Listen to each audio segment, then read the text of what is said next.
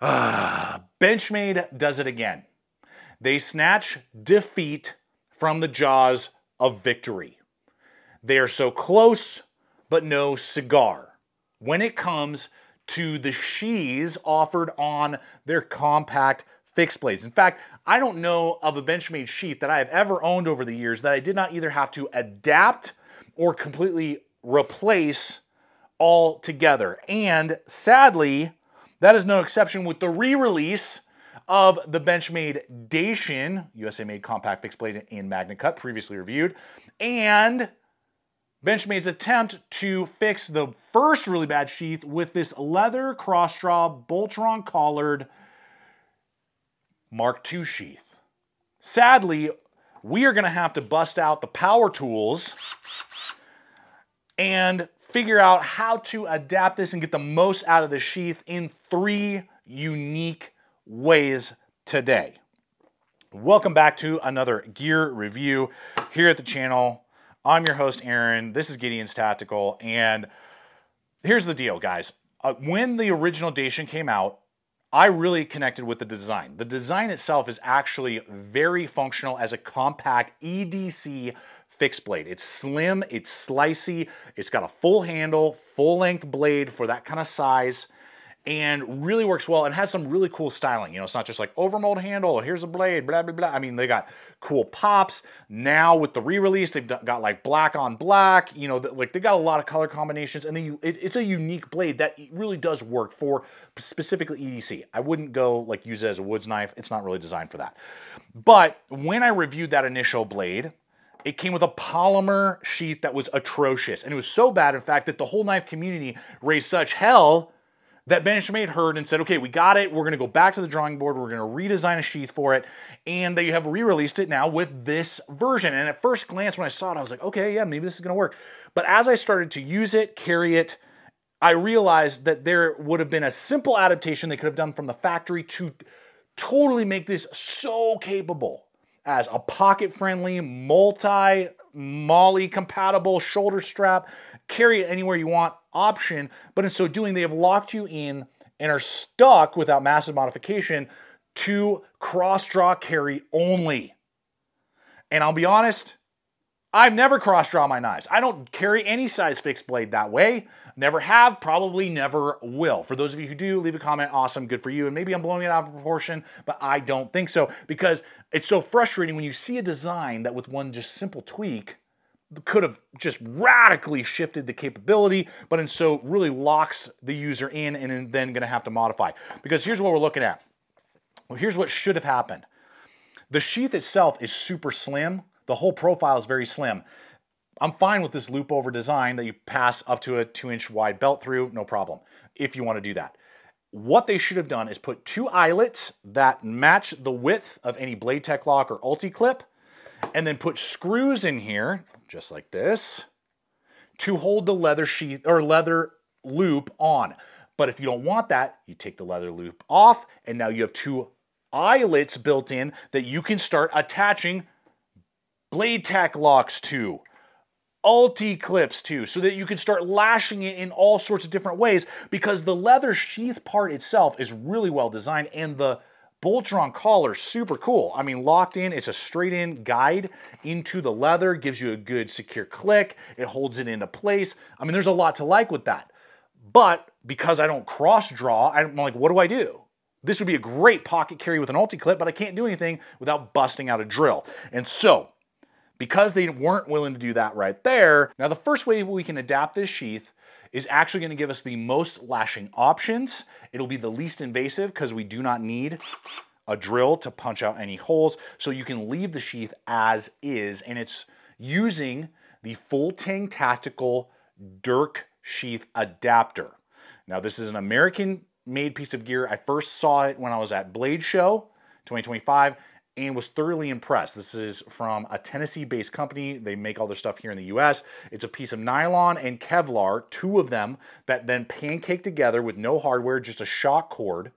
And what that allows you to now do, and what I did was just run the shock cord through the loop, but now it is locked into place. It ain't going anywhere.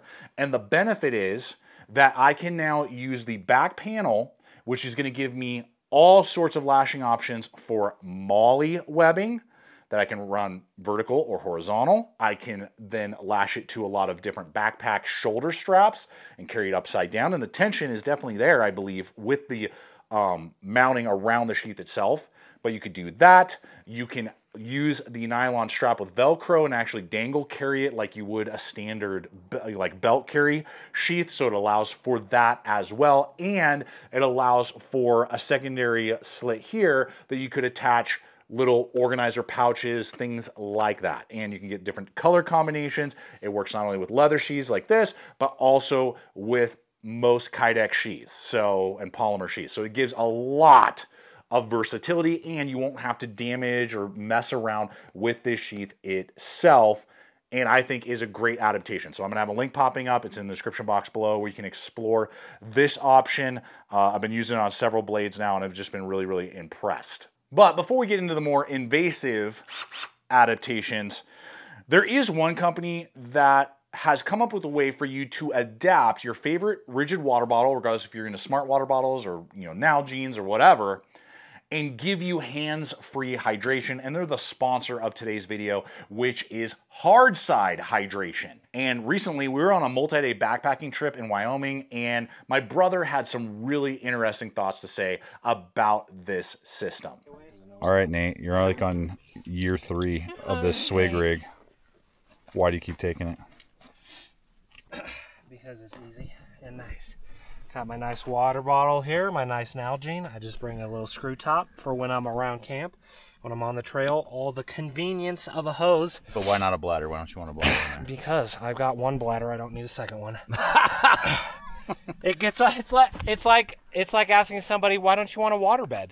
Because they suck and they're all on you the whole trail. What was that again? Stupid. Ain't nobody got time for that.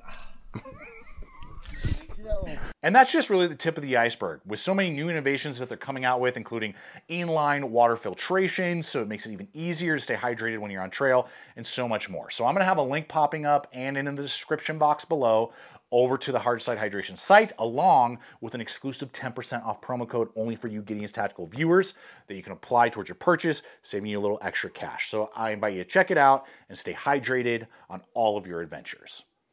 Now, our second adaptation may or may not require a drill, and it involves a certain type of blade TEK-LOK. A 2-tier, let's see here, there we go.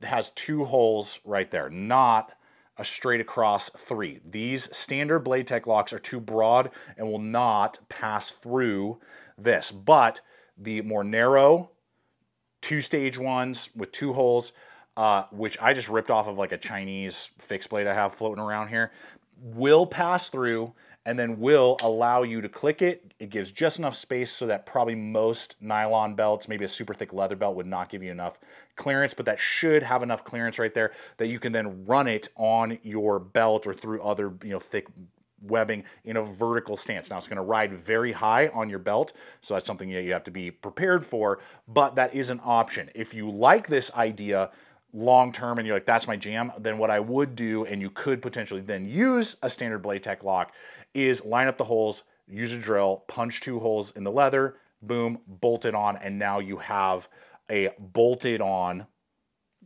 blade TEK-LOK or thinner, or you could do MOLLE lock. A MOLLE lock could potentially pass through there and hold it into place. Again, going back to the concept that if they had just done that in the first place with some eyelets right here, 2 eyelets that match up for blade TEK-LOKs and ULTICLIPS and everything else, then we could have had a lot of variety and removed this leather strap when we want. All right, now for our most invasive, punching a hole with a 3/16 drill bit, which will perfectly fit the Chicago screws that come with an ULTICLIP. I'm going to be using the 2.2 smaller version to get it really lined up perfectly. You can do multiples.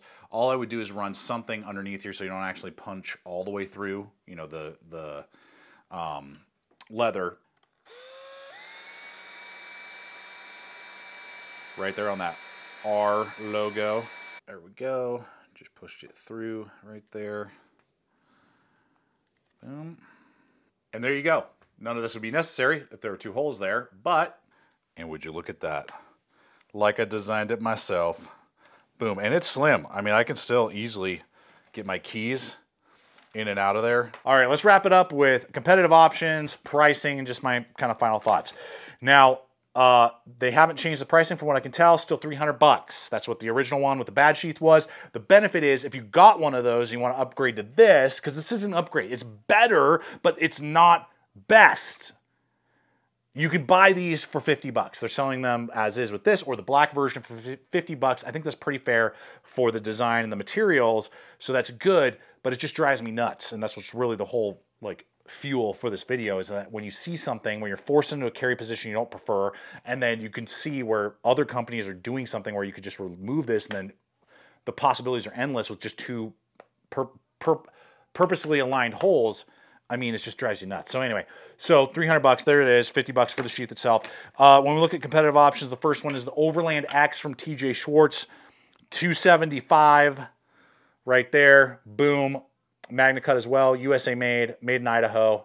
Really cool, unique design, excellent quality. Don't need to upgrade the sheath in any way. Comes with the ULTICLIP. You can put blade TEK-LOKS, whatever you want.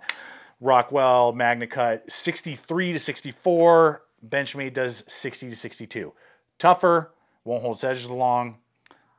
Very minimal difference in toughness, will hold its edge longer. So there's that one. And then if we look at the White River Hunter series, there they are right there. Magna cut as well, 62 to 64 HRC. Kydex sheaths that have belt clips. You can do, you know, blade TEK-LOKS. There you go. Let me just see here. My Carta, just to give you some size perspective, those are right around $200. So, yeah, you're going to pay for that cool designing, you know, accents, the features. Maybe you love cross straw and you're like, dude, that's way cooler than some lame-o black Kydex. I don't know. Then you see the value at $300. And to be clear, I'll have links for all this. Benchmade sent this sample to me, but they did not pay or sponsor the content in this video at all. And I am always real with you guys. If something works and it's good, I'm going to tell you. And if something does not work and I'm seeing a huge miss, then I'm going to tell you that too. There it is, guys. That's me. That's my mileage on the newest rendition and version of the Benchmade Dacian. Let me know what you guys think. Am I totally blown out of proportion, or are you right there with me? Till next time, check out the other videos, subscribe, and always remember to stay equipped, stay prepared, and I'll see you out there.